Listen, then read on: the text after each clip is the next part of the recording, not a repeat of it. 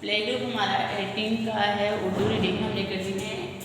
Monday का काम है हमारा लाम पढ़ना है। लाम लोकी, लाम लसन, लाम लाल। लाल रेड कलर के बोलते हैं।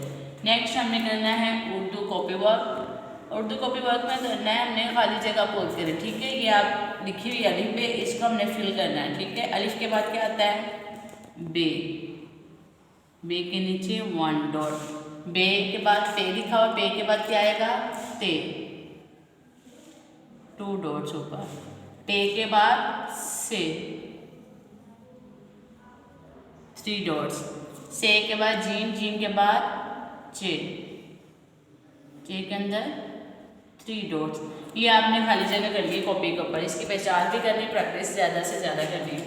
और अगर हमने करना है जनरल नॉलेज का question number 3, how many colours in our national flag? 2 colours, green and white, ठीक है। हमारे फ्लैग में कितने कलर होते हैं? 2 कलर होते हैं। कौन से? Green and white. इस्लामिक का सवाल नंबर 4 करना है, कुरान पाक में सबसे छोटी सूरत कौन सी है? सूरत कौसर, ठीक है। ये इसका आंसर है। सूरत कौन, सबसे छोटी सूरत कौन सी है? सूरत कौसर। ये आपने इसको याद करना है।